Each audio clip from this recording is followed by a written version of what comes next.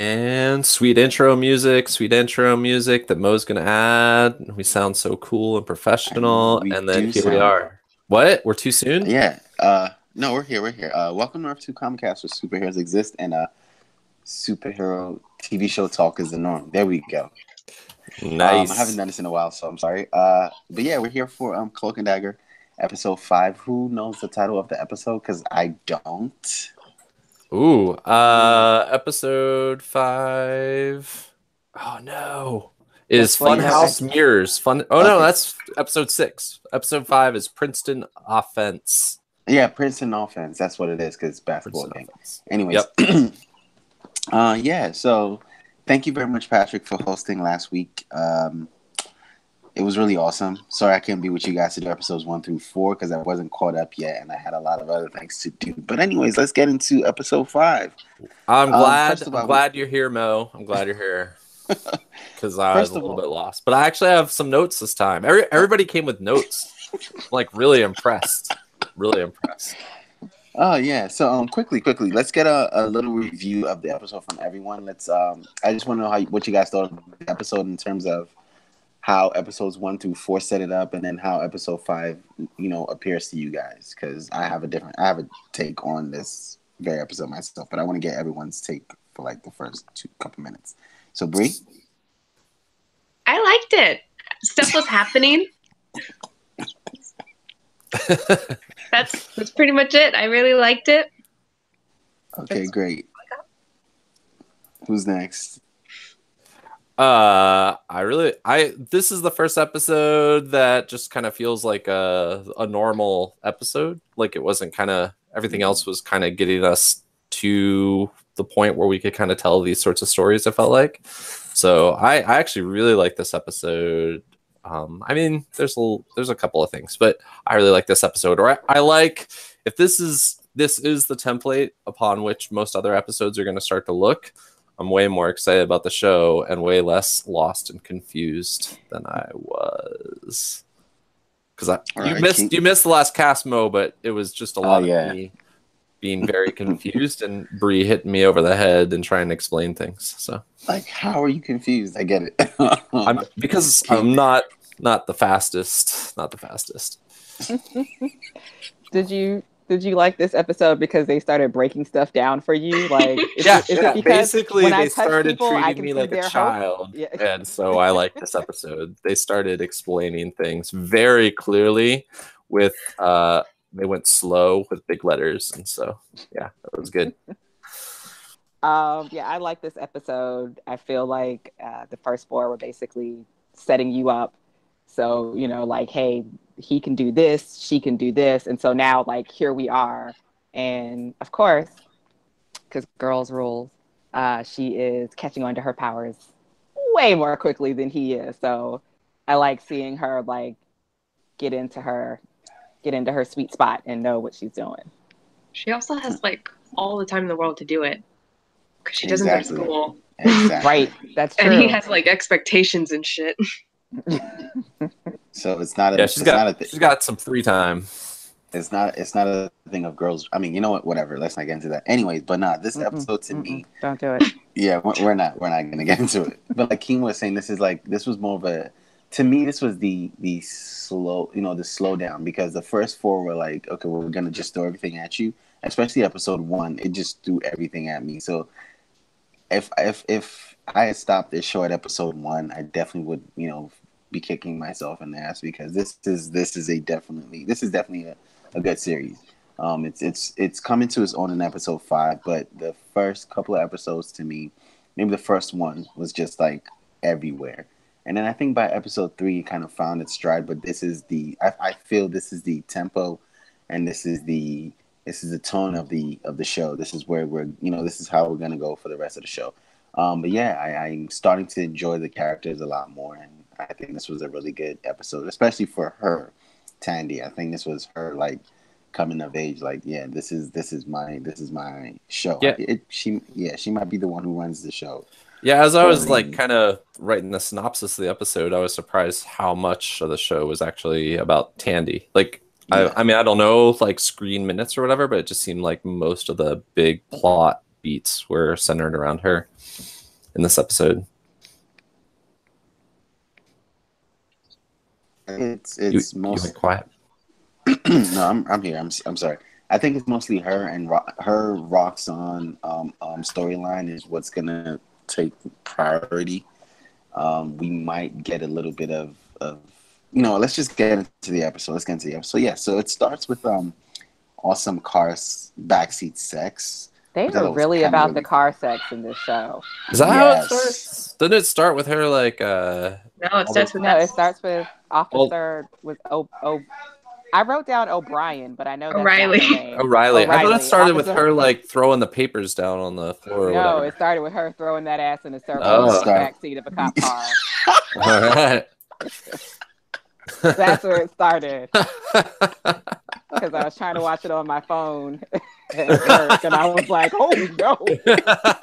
Never mind. I'll wait. ABC Family surprises us all. Wow. No, but Freeform now. It clearly is freeform now. Yeah, because to be honest, I was not expecting that. I saw the cop car and I was like, there's no way. And next thing, I mean, we get that, but it starts with the awesome backseat sex. It's kind of cool. Then it jumps to Ty calling her, and I guess she's going, and now they're talking about, I think, what's his name? The shitty cop. I have his name. Connor. He doesn't even remember. Yeah. Connor. Yeah, so they're talking about Connor and they're talking about, is there a way we can get him on, killing my brother? But we the bad guy vice. Yeah, we know he's vice, and we know you can't touch him because he lives a double exist, but you can catch him on some other things. I think that's where we're getting at now. He brings up the coke, which I thought was really interesting, which also plays a huge part later in the episode. I thought that was really dope when it came up. You made a pun. You didn't even know it. Dope. Help me out. Cocaine. I totally missed that one. And then to narration, I thought was cute. Him and Are we losing you, Mel? We lost him. Where was he? This episode.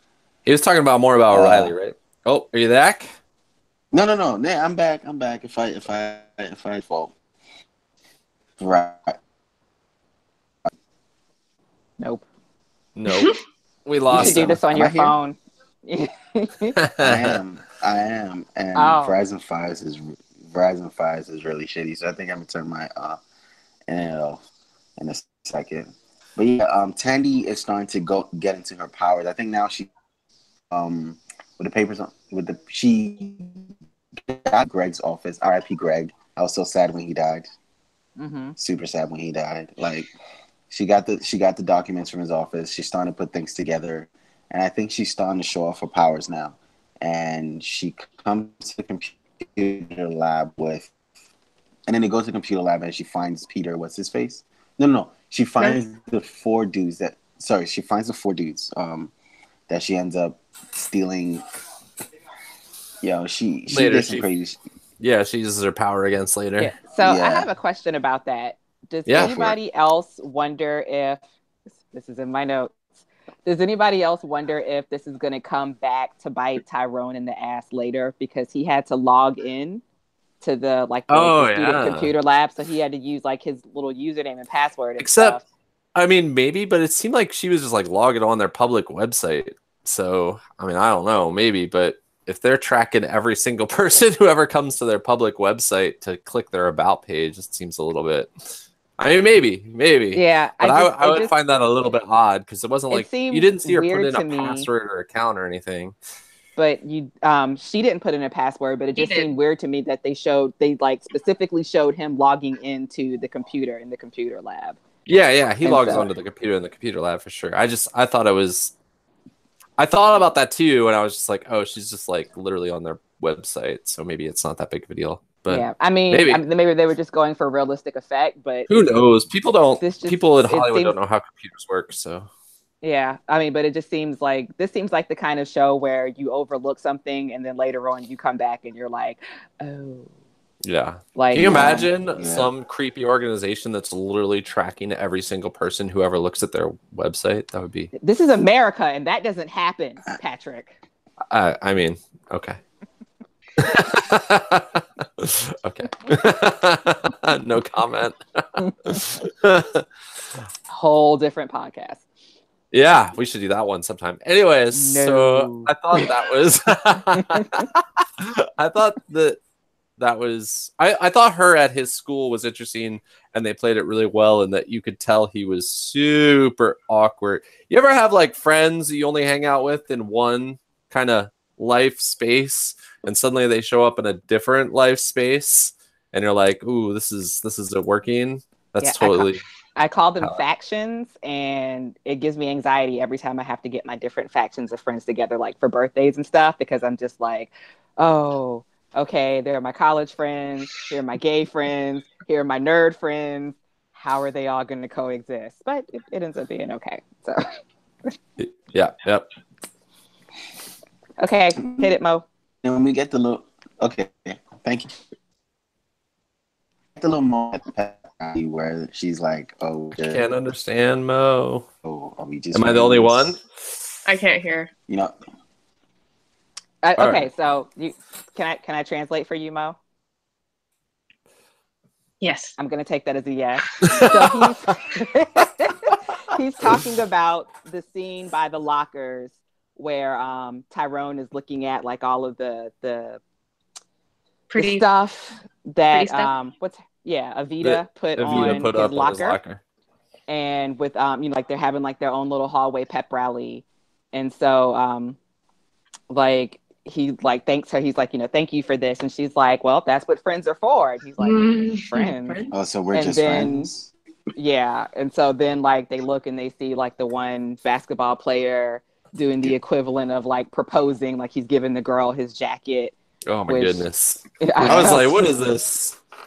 It's like the 70s. What's going on here? Do people even do that anymore? Because those maybe really strict. My guess was, maybe this happens in like super strict Catholic school or something. And I didn't. No one does that in real life because those jackets are expensive. Yeah, and I'm pretty sure. But it's not the point. A Letterman jacket is expensive. When you put letters on it and you start putting like logos on it, Isn't the school as a whole expensive though? Yeah. Those kids have no sense of money. No, they don't. This is true. But their parents do. So when you come home, you're like, where the hell is your jacket? Like, oh, I gave it to Gina. You go to Gina's house and get that jacket back. Gina, she don't make enough money. Her parents don't make enough. You need to give that to like Sandy. Jacket money? Yeah. Only Sandy deserves that jacket. Only her parents have. Sorry, go on. All right, so we get O'Brien. That's her name, right? O'Brien? O'Reilly. Jesus Christ. Not all Irish people look the same. So we get O'Reilly looking at her computer or trying to research I think Connors, and then her boyfriend cop comes in and he's talking to her about it. And he says to her, I think, like you don't want to look into this, or you don't want to look into the fact that all the crime is really stopped, and is it because of Connors, and is it she questions Connors' effectiveness and the fact that now maybe all the crime has stopped, but then there's like really one big crime syndicate that he hasn't gotten to, and maybe we need to look into that. And I thought, again, that's something that comes up at the end of the episode that kind of breaks my heart, but that's what this show does, because that really broke my heart when it happened. And just speaking into existence. Happened? Sorry, go on. I call him. So Ty, I think, is having a conversation with his mother about the basketball game. The state championship coming up, and then he's talking to her about his brother's friend. Wait. Can we slow down for a second? Because sometimes I'm dumb and I miss things. So that's why I rely on Bree. Do we learn anything new from that conversation that Ty's mom is having on the phone before he shows up? I think. I don't know for sure because she doesn't say anything, but like they're talking about a big event that she can't go to, and I think it's the event that Tandy goes to. Okay. But they don't actually say it. I think so, though. Okay, that makes sense. Sorry, go on, Mo. Okay, and then he cloaks. Well, I call it cloaking, or he teleports or whatever. So he cloaks. Copyright Mo 2018. He cloaks. Sorry, go on. So he cloaks to his brother's friend's shop, and then they have this little heart-to-heart conversation. And I'm like, oh, like look at his brother's friend. You know, he's come up from like, he's come up and he's doing good for like his hood now. And it's like, oh, this is like really great. But then it's a tease because it's we get to find out something about him later. And that again, this episode breaks my heart in that regard because with that whole conversation and with Ty, I call him Keem. Before you continue, Mo, because I guess you can't see the screen, so I'm over here like, ooh, call me. I know. Ooh. So did anybody else have like an eyebrow raised of intrigue moment when the friend was saying, this business is all because of a good deed? Like a good deed. Yeah. And he's like, like this is all because of a good. Did he call it a good deed, or yeah, he said like? What was the call out with the watch? Because why was the watch important? I think I saw that too. I feel like the watch was just that was a pretty iced out watch. I just figured Bree was going to tell me what it meant, and then I was going to okay, yeah, that totally makes sense. He's just looking at the watch like, damn, he's making a lot of money. Yeah, it was a really nice watch. Yeah. So knowing where they came from and how before his mom started doing all of this stuff with Roxanne, how they were all kind of poor, like to see his friend like with this ridiculous diamond encrusted watch, he's like, oh, okay, you're doing really good. So I think that was just kind of a status thing. Yeah, so I'm sorry. Yeah, you're right. I didn't have an eyebrow moment because, again, for some reason I was watching the show absent-minded. So I didn't have the eyebrow moment. No, hold on. I was watching up, and then, it didn't hit me at that point. I know I feel like really dumb because I feel like it should have hit me right there. But Dagger wants to be a whore now, so she goes to whore training school to. She wants to be a whore. That's just her goal in life. Never mind, Roxanne. You elevated that so. She wants to be an I guess escort, or maybe is it like one of those like living model things where you hire? I was not clear. Instagram my models wife to even show up asked to your me, event. "What is this?" And I was like, I'm not really smart on the escort business." Nah, she wants to be an Instagram thought. That's what she was trying to be. Oh yeah, how many followers does she have and all that? Yeah. I thought that lady was dumb, by the way. There's no way she just had that prepped up. And how did she get a job that fast too? Like, and for that specific party, like there was a little bit of plot because she's pretty. It's the business though. The business is you want pretty girls with lots of followers to go to events, to hype the events, and be pretty. And if they bone one of the CEOs, okay. But I think the basic thing is they're supposed to be there taking pictures, and then you have all of your followers, and it's like, oh my gosh, look at me, I'm at the Roxanne charity gala. And then you're 17,000 pushing 18,000 followers. Whoa. Yeah, it's a new world. We've come a long way since the escort from the West Wing. Sorry, go on. And I don't even have an Instagram account. Come on, Patrick. Come on. How everybody on Earth 2 needs an Instagram account. How are you guys promoting? Gosh, start going to these parties. So Ty finally in private, gives his girl the Letterman jacket, and I was like, "You punk! You did it in private, though. You can't do it in public." Wait, doesn't that happen at the very end? No, that was what? That was way before the game.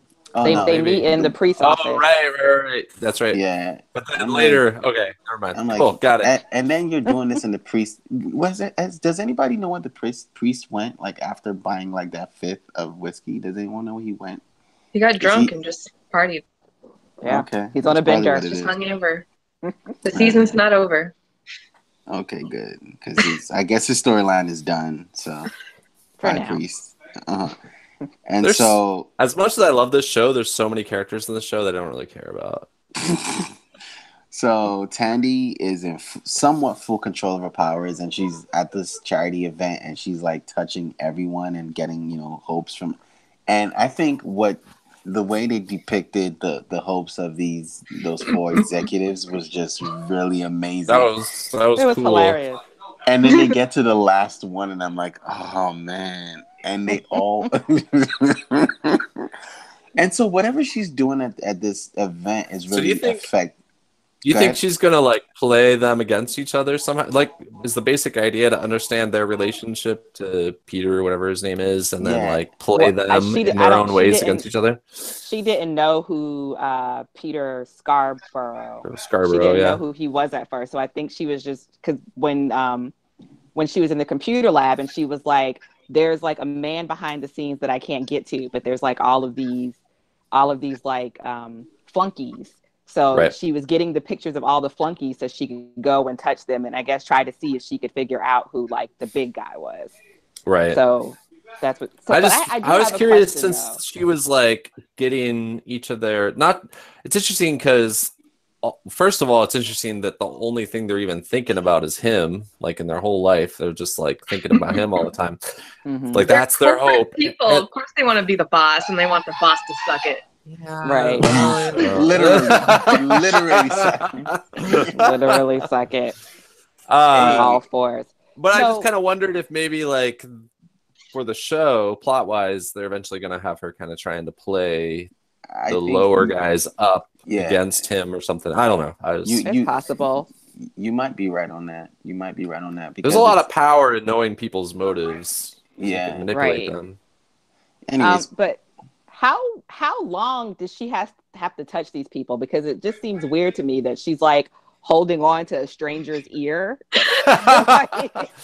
Well, one of the interesting things I think about him is when he uses it, and you could tell it during the basketball game, they kind of like lose a little like energy, like they kind of like weaken a little bit. So I don't know. Do they like maybe they don't remember her touching them in those few seconds or something? No. They do because when she touched that one dude's ear, he turned around and looked at her like, He was like, "Hey, girl."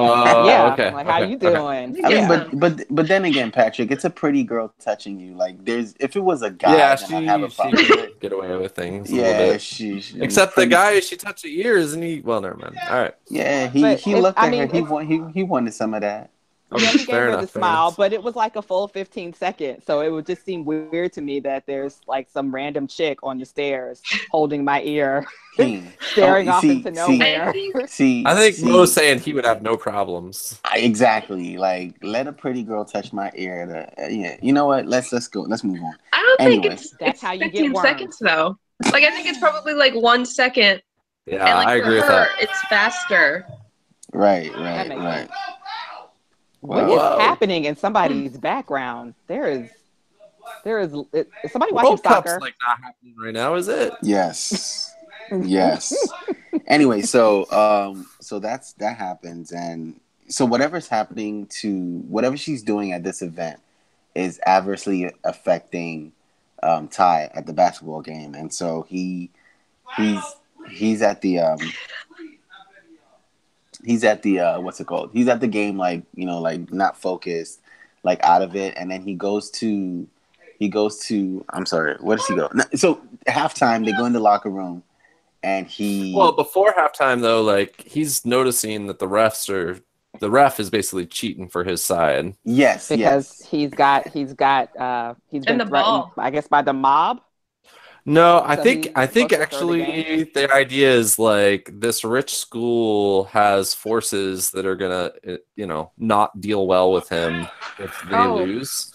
I thought that was the sense I got. Because when they touch him, it's like it looks like the parents are like roughing him up. He didn't touch anyone till after halftime. I know that, but I'm just saying the motives behind him making those calls, I think, is because I think before halftime. He touched the ref before halftime. Yeah. Like, it was when he was holding on to the ball. Yeah, because the ref was like, "That's a foul and one," and he was like, "Come on, ref." He didn't like. They were both kind of sitting there like he didn't even touch me. So then he touches the ref, and he sees like the ref is like super scared, and somebody's cutting off his fingers. The ref's dad. Right. No. If you go back again, the ref's dad is a gambler and had probably bet, and was losing money, and so his bookies was coming after him. The mob. Oh, it is the mob. Oh, interesting. I don't know why, but I thought it was like Catholic school parents. No. It's not supposed to be taken necessarily literally. No, for the ref, it was. I don't want to mess with private parents. They're crazy people. Sorry, go on. Yeah. And wait, okay, so and then he spaces and he cloaks to Tandy at the party. Yeah, that's what I put good money in this school. Sorry, go on. That's what I'm calling it now. We're calling it he cloaks. That's his. We're calling it cloaking. Cool. Yeah, yeah. So he cloaks to Tandy, and Tandy's and we find out that no. So something they already established from the first couple of episodes is whenever there's shit going down, they always find a way to get it, to get together. Like they're always together. So he goes over there. When he cloaks the basketball, is that the first time he's cloaked an object without him also? Yes, that was the first time he cloaked an object because he cloaked the basketball. And then then Tandy's like, yo, you need to let go because you're like super uptight. And he's very uptight. And she's like, you need to let go. That's the only way you're ever going to get to really get into your powers. And she pushes him, man. Well, before that though, when she's like, what are you doing here? There's that. But when she's like, what are you doing here? And he's like, you're using your powers and it's affecting me. Yes. And I thought that was interesting. That was what I had on my notes. That's really interesting. At the beginning of the episode, O'Reilly made the comment, for every action, there's an equal and opposite reaction. Ooh, and, okay. So I watched it twice. Okay, I've been watching and paying attention. So when I rewatched it and I was like, oh, so like, they're just throwing little jewels in there to you. But yeah, so he's like, every time you use your powers, there's a reaction from me. Has every time they've one of them has done the touch power, has the other one also done a touch power? I don't know if it's set up like that directly, but I don't know either. It's interesting. Well, he was definitely annoyed that she was using her powers and then it was making him use his powers. Do you know what I mean? So he had a sense somehow that every time that the fact that she was using her powers was activating his powers. Because every time she's gotten in trouble, he's popped up. Even if you think about it, even in the beginning, when they were both underwater and then so she sees a hand reaching out to her from a dark cloud thing under the water. I think that's just kind of that's their cycle. And then when she was running away from the wedding, all of a sudden he's in the middle of the street. Because he sucks at using his power, but she's actively now using them. And that seems to be making his power also come out. You know what I mean? Yeah. All right. So he lets. I'm sorry. Yeah. So are we good? Go ahead. Yeah. Oh! I missed something. So Liam, who's Tandy's ex-boyfriend now, because there's no way I'm going back there. He let me go to jail. Fuck you. Mm-hmm. So he's cooperating with Riley. Yeah, he's O'Reilly. Jesus, he's cooperating with her, and he tells her about the new drogas coming in town, and he's like, all right. And she's like, okay, great, I'm gonna go catch this lady at this club, and then we're gonna reach into a bra, because the plot demands that we do that immediately. By the way, did you notice the call out to the Bechdel test during that dialogue? Yes, I thought that was very meta and interesting. Yeah, she's like, we almost passed the Bechdel test. Anyway, sorry. Yeah. I was just thinking of the script writers in that moment. Yeah, and so he, she pulls the drugs out, and she's like, "You need to tell me where you got this from, or at least who's giving it to you that way, And she's like, "I don't know, and I'm gonna arrest you." And she's like, and I think criminals are starting to get smart, where it's like, okay, you're doing this to me out here.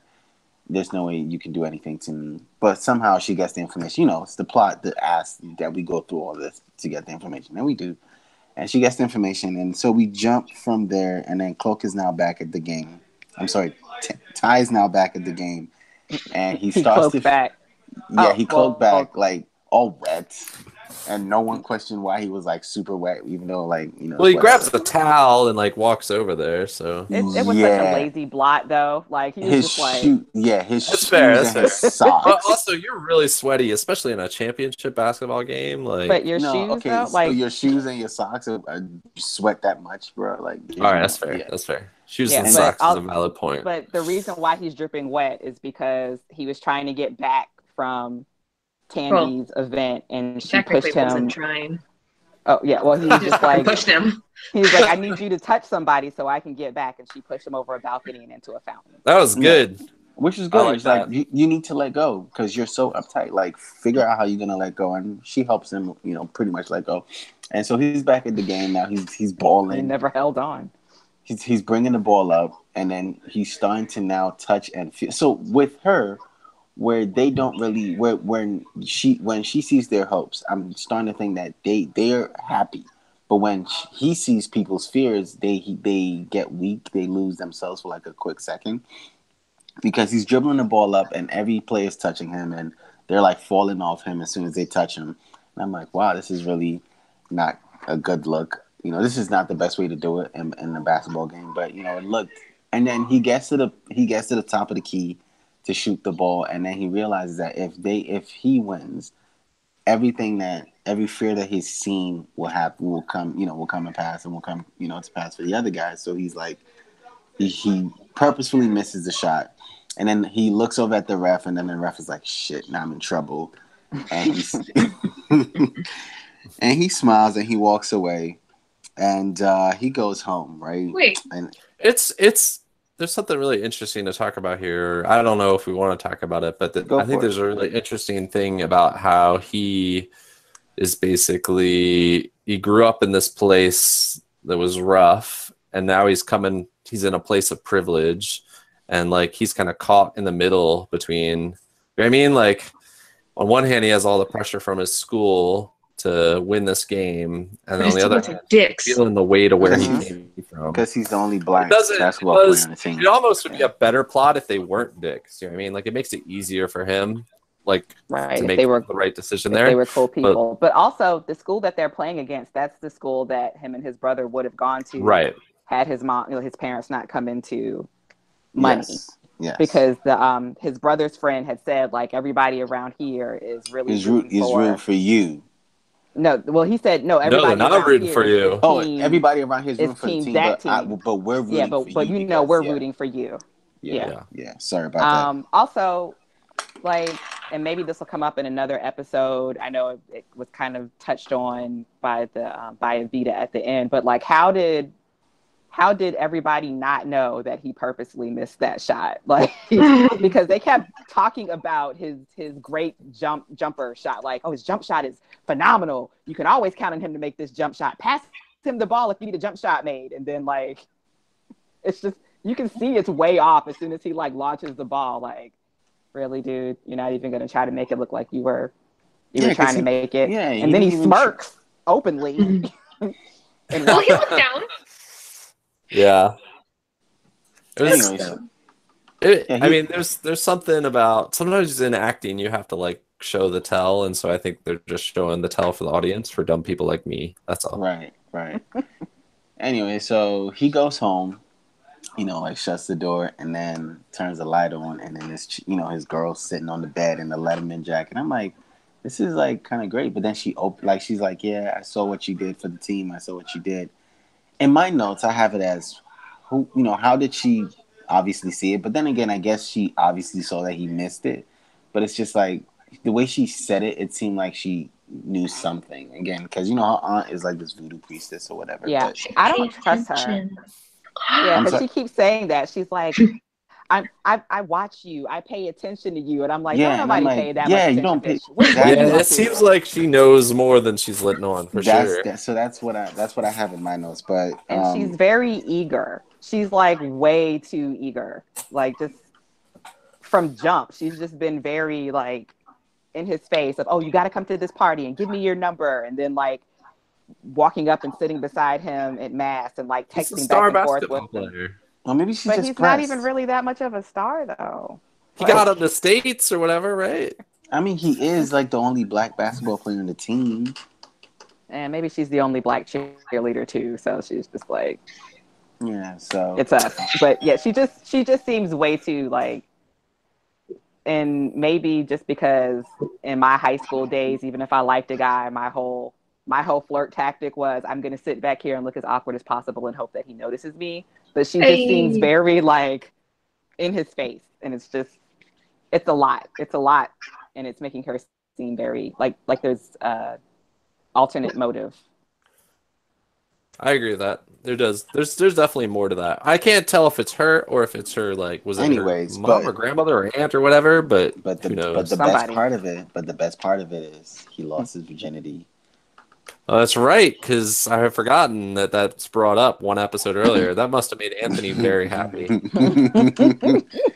Yeah, he's not a virgin anymore. And she like does the whole leave in the morning. Oh, I gotta go. I can't wait. First of all, that he was gonna like bring her down to his parents, which I thought. Listen, if you see, this is why I don't know if I'm gonna be a parent, because if one of these little fast ass girls comes in my house, I'm beating both of you. Send both of you home. like what? Like also, his parents really need a security system. I can't even say a better security system. You need a security system. No, they live in a neighborhood where they don't need security. Forget that. It's because I live in that neighborhood that I'm going to make sure that I have a great security system. These little fast-ass girls crawling through the window and showing their little teenage boobies to my son. No. Alarms on every window. Plus, you have a teenage son. You're going to need security system at some point once he starts learning about the birds and the bees. Anyways, but yeah, so we get to the closer end of the episode, and O'Reilly, yes, finally, O'Reilly's in the room, snorting coke, loudly snorting coke. Wait, you totally skipped Tandy. Oh, what did she do? Oh, yes. She finds PS bitch. In her little schoolgirl outfit, which I thought was very suggestive, but hey, look. But that was her whole reason for doing it. I think that was the point, wasn't it? That was she's supposed to be innocent and shit. I was like, no, you're in a school. I don't know, because I'm like, maybe I'm just an idiot. But yeah, she's in a schoolgirl outfit, and Peter comes. I was like, no, I'm going to help you. And so he comes out to help her. She almost kills him right then and there. I love that. Yes, she almost daggered him. She shanked him right in the back of his neck. So she might regret that. I mean, I know how this stuff goes. She might regret that she didn't just like end this right then. So they always regret not killing them when they have. So his hopes, which was like his hope was just to get money from whatever. Everywhere. The dead people. Right. So let me say something on the dream sequences. So it seems like they keep using that glass room over and over and over again, and they did not do that. Yeah, they did not use that for this, and I thought this was the best dream sequence that they have done so far. I don't know why, but understood it.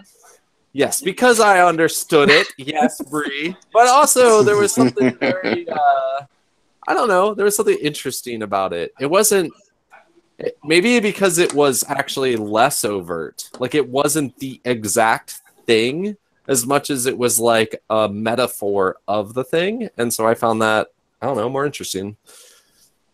Right. I think the other guys, they just want power, and the only way to see themselves getting power is getting it over their boss in the office. Peter just wants money, and he will get it any means necessary anywhere. So I think he gets the outdoors. I mean, he's also I think he's literally, because it's like crabbing, man. He's like literally. No, he's literally chief manager of risk management. Yeah, and so he will kill people for that money, which is heavy. So this actually has some real life implications, because like remember the Deepwater Horizon happened like in that region, right? And when that came out, like BP, it came out that like BP was like literally doing this. They found out that BP found it was cheaper just to pay the fines on safety precautions than actually implement the safety precautions. And so that's kind of the sense, that's kind of like the real life news connection I saw, is it's exactly like, because BP was like literally in that same area, Louisiana. And so that's what I got from him, is he's like just using his worker's life to profit. Right. Because he did kill that one dude after he woke up, and he just drowned him. Yeah. But then also when Tandy was going through all of the Roxxon notes and files and stuff that she had, and she's like looking through paper after paper, you can see where her dad's like making notes, like he's clearly just ignoring every safety precaution I'm giving him. And then all of the plans, Peter's initials or signature is like on all of this stuff. Like, which, how did she not know his name before? Like, never mind, sorry. Because she didn't she didn't She was look like, for "Who is his this name mystery man?" until And she suddenly his she name's didn't. on Well, the she didn't back look. of Yeah, it. she didn't look for his name until she saw his face on the Come on, picture at the gala. but didn't she say, Peter? Yes, I don't know him.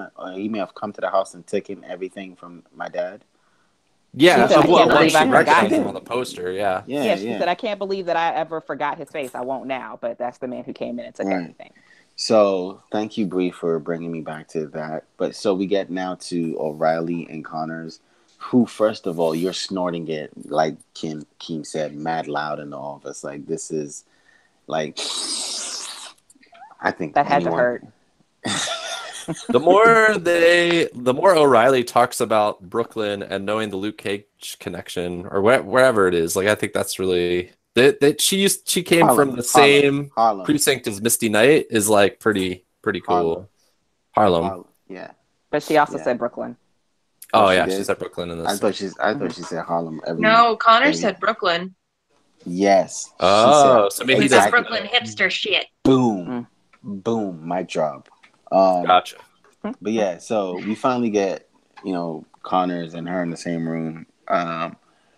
Remember how last week I was saying that I didn't feel like this show could necessarily existed in the same universe as the Netflix show? It does. I have changed my mind as of this episode. This episode, you would like to definitely.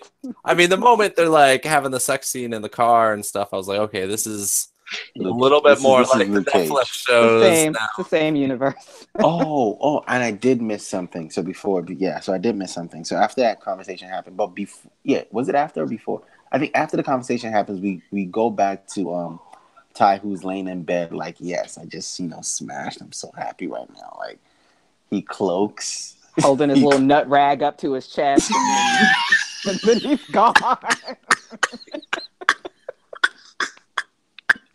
Like, why would you put your nut rag on your chest? That's kind of gross. He's a virgin, Mo. He wasn't now, but that was like his first time. He was savoring the moment. Sniffing the nut rag, like, yes. Never gonna watch this. No. It's all encrusted and everything. Anyway, so he cloaks with the nut rag to. You never fail to make me awkward at least once every episode. Sorry, go on. So he cloaks to his brother's friend's shop, and this is where like my heart was just torn, because now he gets to see his brother's friend talking to Connors like, yes, we're not partners. If you think this is a partnership, we're not partners, because I know so much about you, and especially after you shot my boy, like, there's no way we're partners. And I was like, I thought that was really interesting. I thought they were gonna just full on villainize him, but actually he kind of like, I like that he's like, listen, you shot my friend, like, we're not partners. I thought that made him a more three-dimensional character. That made because he's still a villain, because he's also running the villain, but he's not like, I expected him to just be like, yeah, I didn't care about Ty's brother at all, but instead I felt like he was showing that yes, he is definitely a villain, but he is a conflicted villain. That's all I'm trying to say. What makes him conflicted? Not with that. Nothing not with that about watch. that. Yeah, that's not. No, that was not. No. But I think Ty is gonna. All right, I think Ty is gonna be conflicted about. So I think what they're setting up is that Ty is going to be conflicted about taking down the cop. What's his name? The bad guy cop. Connor. No, fuck that. Because I think actually Ty cares about his brother's friends. I think he does. I think he cares about them. No, he totally does, because he was like, remember. And if he had just been like, oh yeah, I didn't care, we're partners and I don't care about that kid that you shot years ago, that would have not allowed for that conflict in Ty. That's all I'm trying to say. I don't think he's going to have that conflict. Number one, so he does care for the friends. Ty's too nice. He's going to have that conflict. When he not when it's about his brother.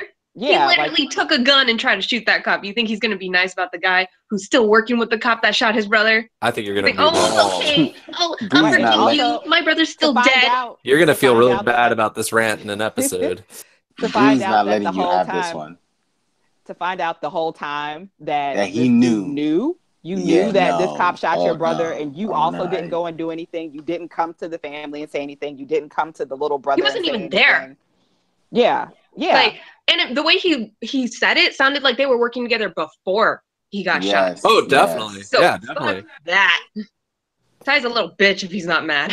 Oh. Yeah. All right. Well, get ready. I second that. Get ready for that. No, seriously, I'm thirding that, because if that doesn't happen, I will get in the TV myself and kill him. But that's besides that. Because Ty's whole life after his brother died was, first, no one believed me on the fact that this guy killed, that this cop does exist and he killed my brother, one. And now I have to live up to this expectation. I still don't understand that.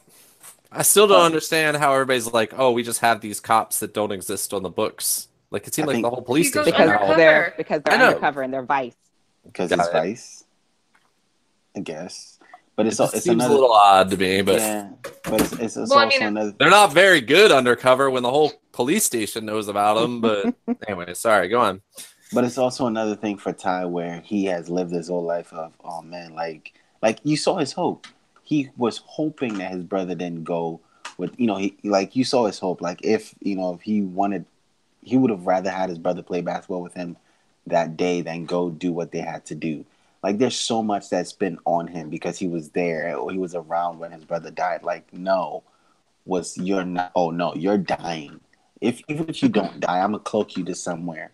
You're gonna spend the rest of your life there. Like, no, that's how it's gonna work. So no, I think there's not. For me, I'm hoping there's no conflict when it comes to it. That Ty does what he has to do, or at least let Tanny do it, because she doesn't seem like she. I'm hoping there's just tears and snot and and curse words as he like tells Tandy like finish him something. Right. Yeah. Right. So that's episode 5. Princeton offense. Nope, you missed one part. Thank you. All right, go ahead. What I missed? You missed at the end where, we have the scene where it shows Peter's hopes, and he drowns the one guy, and then the guy's hard hat pops off and floats over to Tandy, and she looks and she wipes it off, and she sees the name, and then she goes back to the house and she's doing all this research. And then, so she realizes that this guy that Peter killed in her vision of his hopes, he was another person, another engineer, I guess, that worked with her dad. So he also got killed. Her dad was just careless driving, but this guy also got killed because of this whole cover-up thing. And then she ends up going to see the girl that she met. Like, there was a girl who she thought was drunk at the gala. She was like, she was like, just take an aspirin. And the girl was like, oh no, I'm just nervous about performing. Yes. And so kind of in the distance at the gala, like, you hear her say, hi, my name is Mila Hess. My father always strive for blah, blah, blah, but you don't really pay attention to it because who cares what she's saying off in the distance. But then it makes sense in the end that Roxanne killed her father, but now they're also like giving her money to work for them. And she thinks that she's doing like a good thing because this is a vision that her father believed in and she's continuing his work. But she doesn't know that her father isn't there to do his work because they killed him. I think Mina Hess might have I think she might be on a similar pursuit to Tandy. Hold on. She had crazy eyes. I can say that much. Okay. I think maybe that's why she was nervous. I think that was another tell that like she's also trying to she might be an ally, I guess is what I'm trying to say. Okay, hold on. Before we get into this, was it this episode or last episode that had a commercial with a? It was this episode. Tandy was watching at the beginning. Yep. That is how it opens. That is how this. Yeah, not the sex. So, didn't that guy? And isn't that when she puts papers down on the ground too? I swear it opens. Yes, her putting out the papers. Yes, you're right. Patrick was right. So she did put the papers. Yeah, we just wanted to not open with the sex. Yeah, we just want to talk about the sex. But nah, she put the papers on the ground and she saw the dude's name on one of those papers. The amputee. He's dead, right? Is he? I don't know. I need to. Keem, you saw it twice, so don't ask me. Yeah, I saw it twice too. I don't remember him being dead. He was dead. Yeah, I don't think he's dead, but he might be an amputee now, which is kind of the He was an same NPC thing. in the commercial. He was an amputee, but he might be another person whose family members got killed. Or he's an amputee because of them not having good safety regulations, right? Like not everybody No. really might die. Well, no, he said he was an amputee because he served In the Navy. in the military. Yeah. Yeah, maybe. All right. Maybe. All right. You remember the commercial, but not the commercial? No, I remember the trust commercial. no one. I just don't trust Roxxon, and I know how like public relations will just. Anyway, sorry, go on. Anyways, no, I just wanted to bring that up. But no, that's the episode. That's the episode. But yeah, as you can see, we clearly all love the episode. I don't know how everybody felt, but I really love the sex part of the episode a lot more. But yeah, so this was a really good episode. I think again, like I said, this feels like this is the tone of the season. This is where the season is going to be. This is how I feel the season is going to go.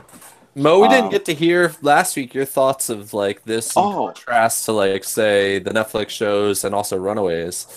Do you know? Okay, so I'll say this right now. In terms of say like Runaways, this is leaps above Runaways, and I think it is because you made the point when a long time ago where this is mostly focusing on the kids, and this is like it's focusing on the kids, and then anything that happens outside of them, yes, but as opposed to Runaways that focused on everybody else, as opposed to focusing on the kids who the show is actually like about. This is focused on Cloak and Dagger, and then we get to see how whatever they deal with or however they're dealing with what they're dealing with affects everyone else around them. And I think that's what I like about this show more. But in terms of Runaways, this is better. But I don't know, the Netflix shows, I think just this kind of like helps put things in perspective for them, because I think this is how, in a way, this tone kind of fits in the Netflix show universe, not necessarily runs the Runaway universe.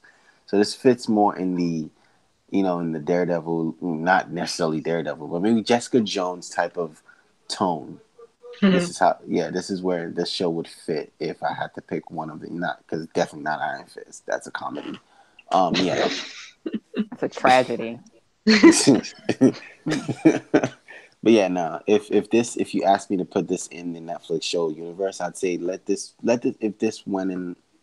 in Jessica Jones, because as much as there might be action coming up, this feels more like a psychological, like a thriller type of a show. I think this show is like raising really interesting ideas and thoughts, and has a lot of. I like the potential, I guess you could say, of these characters and the setting.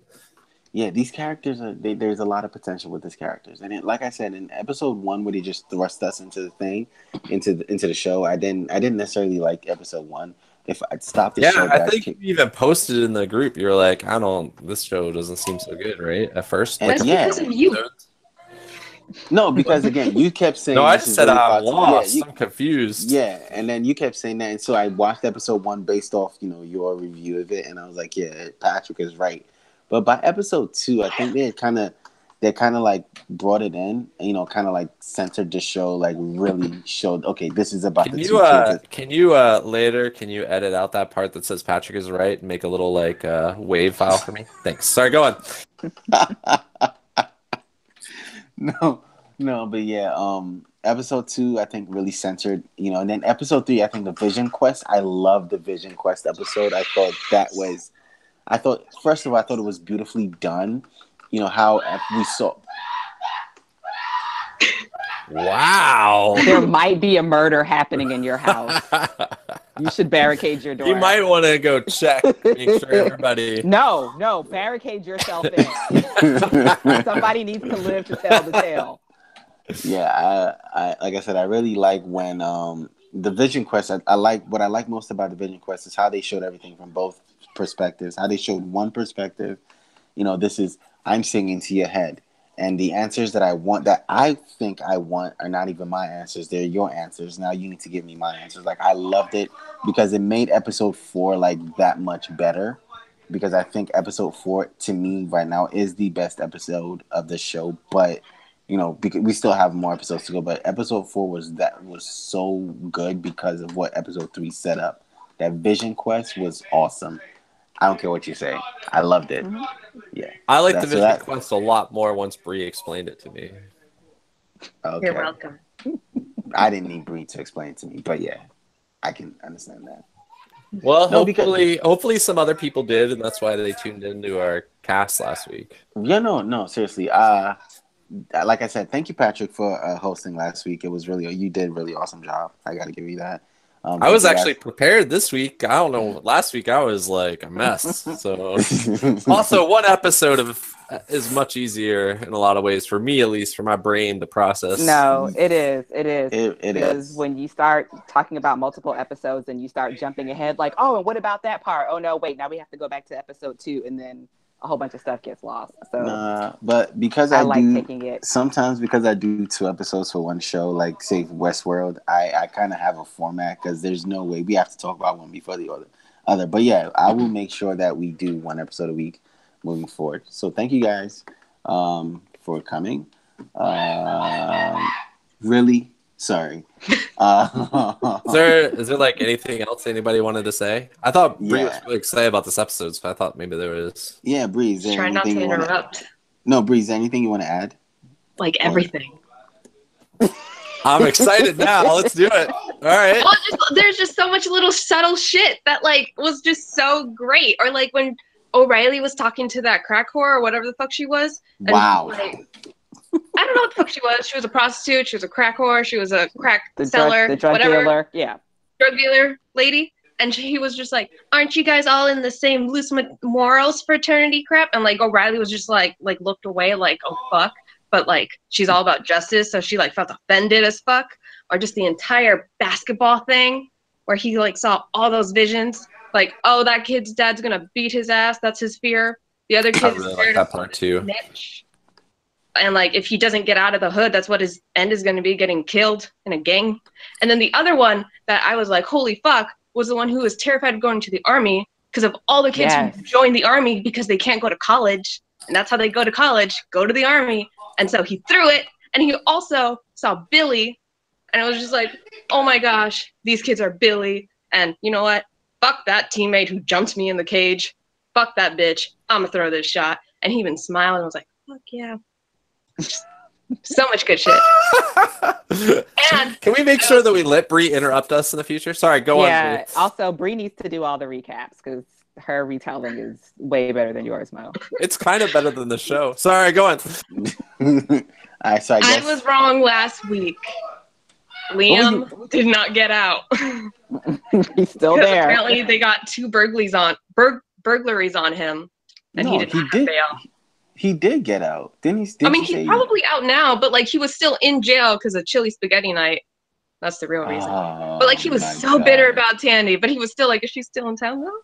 Yeah, right. Such a punk. Such a punk. It's like, clearly I invested my money in the wrong car. Like, my God. Yeah, you did. He was so pissed. And also, that whole Billy's friend thing was so much worse when you think about the first scene with him. And like Ty was so fucking worried about his friends because they were like in the bad neighborhood. And like even his mom was like, they moved on and we moved on. Peace out, people. We better now. Mm-hmm. But and then he saw him. And I don't know how no one was like, how the fuck did you get in here? Because it looked like a warehouse, not a shop. But right. But like he was just I think it was just the initial excitement of seeing him. Probably, yeah. And no one was like, how'd you get in here? How are you gonna get out? That happens a lot in this show, actually. Yeah. But like the watch, like thinking, oh look, he's doing so well for himself. Oh, a good deed turned into a business. Oh my gosh, my bro, he's fine. I don't have to worry about him. You gotta worry about him. You gotta worry about him now. Because he's a whole fuck boy. You gotta worry about him. Yeah, he is. It was so sad. Like, Billy's friend, it's so sad. Because again, he's like, yeah, I wanted to play basketball with them. Like, I just wanted to be around all of them so much. Like, they were all so tight. I wanted to be them. And then it turns out that, again, like you said, from that conversation, they've probably been working together all the way prior to, all the time. After you killed my boy, so there was a before. The fuck? Yeah. Mm-hmm. Okay. All right. And you want to know how I know that he's probably not going to be as conflicted as you think he is, Patrick? Because after having that talk with the friend, Like that's when he was just all happy-go-lucky. Like, you know what? Life is gonna be okay. We just I'm have gonna to get the beat move on my forward. jacket, Like Billy's homie said, I'm gonna go give this girl my jacket. get Everything's laid. good. The streets are rooting for me. And then he comes back and finds out like this motherfucker knew my Oh, brother got I'm killed. not saying he's not heartbroken. I'm not saying he's not totally distressed and Okay, upset but like about in this. every other But I'm not episode, he convinced goes he's to anger. I understand. I'm just not convinced he's going to just take him out. I think he might actually feel conflict about those boys. Okay, so he doesn't have to take him out. He can let Dagger do it. Like that's the point of having a partner. You don't have to do everything. I don't know if they're partners He can yet. still kick his ass. I was jump kind of him. surprised that like 1 episode ago, I thought she left like basically suicidal based on the things he said to her, and then an episode later, they're like totally fine. Wait, Nah, she yeah, didn't but leave suicidal. But she wasn't. But we She also was. find out that she They wasn't were really suicidal. upset with each other. They She were was not trying happy with to each other. activate But that's her not- power. I get that the real reason she was doing that, but we were led to believe in that moment that he had like hurt her in such a way that she was like that upset. Because I she understand did. She now did. that she was trying to activate the power, but I still felt like there was some like they did not leave on good terms. No, but they seemed really to, didn't. But they're make also up real teenagers. easily. But yeah, she's like she was probably like, oh, I don't know got nothing powers. about that. She was probably like, I got powers now. Like, you know what? That's small beef. Like that's small That's fish all to fry. good. Like, yeah. Yeah. Also, I thought she tried to kill herself because she felt so helpless after Greg got shot. And then she was like, fuck this. I'm going to go to see my dad in She the did, water and die with but- him. It wasn't like Greg got shot. It was there was a cascade of events, and one of the events was the things that Ty said to her. Yeah, when she was 'cause not Ty said to happy. her- They did not Ty said leave to- like Fair. good buddy. Yeah, because Ty was like, how dare you talk about killing yourself? You're a white woman. And he's like, and she's like, oh, you don't know what it's like. And he's like, check your privilege. Yo, that way he was dropping dimes. It's like, check your privilege. Like, the whole country's against me. They want to kill me, and I'm not even thinking about that. But here you are, a white woman. You know, you have everything set out for you in life. Like, literally, you're white. Like, you have everything in life set out for you. Nothing should be difficult for you, and you are talking like this. You know what? Fine, go kill yourself. And I think that it was right after that whole conversation, she decided to go do it. And she got her powers, and she's like, wait a minute, I have powers. Oh, I don't need to kill myself. I'm happy now. You know. Well, I don't think she's also happy. her powers have Yeah. positive, like there's a positiveness to her powers too, right? Yeah, so that may be part of it as well. It might be what it is. That's why Ty is like really dark, is like, or he's just always negative. Or If you had that He's power, supposed would to you take just it. be like making like light blades all the time just for funsies? Like I remember the first time I learned how to snap, What? and then I was like snapping all the time. Everywhere I went, I was just like snapping. I imagine if I suddenly had that power, I'd just be making light blades all the time. I can't be allowed to have that power because I would pull that out on everybody. Like, what do you mean you're out of ketchup? Like it would just be, it would be so bad. Did you put tartar sauce on my fish sandwich? Oh, we're gonna talk about this. Yeah, no, I can't. I can't be trusted with that.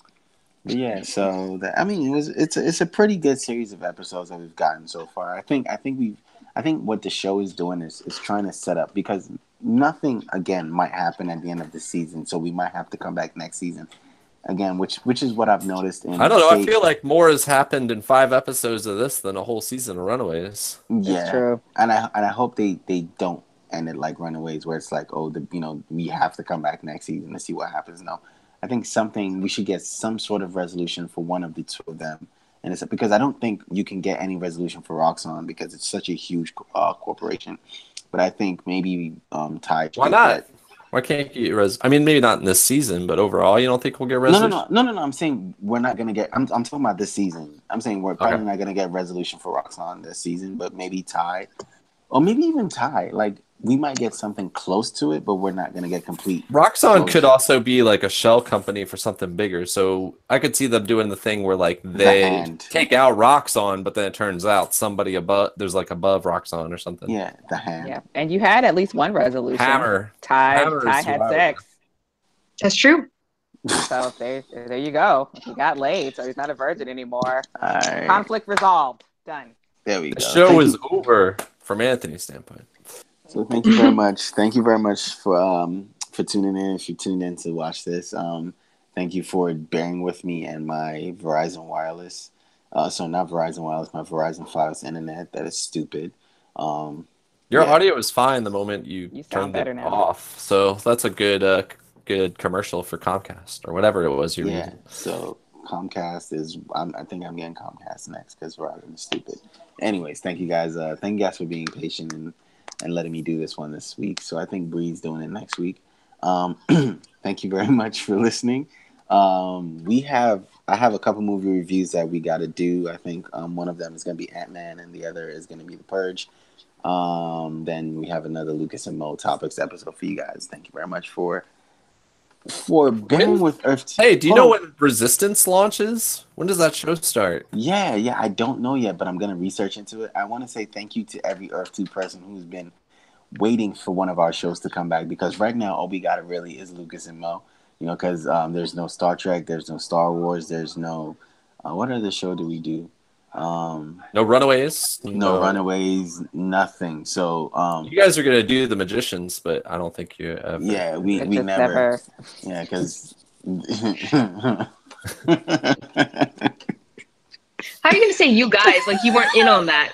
You didn't watch No, either. I actually was not. I specifically said that I would not be able to catch up and be in on that. I actually was not. Yeah, You so tried. yeah, we really tried to make the Magicians happen, but that never happened. But we maybe it might come, and we might be able to do it. I wanted to do The Expanse, but that never happened.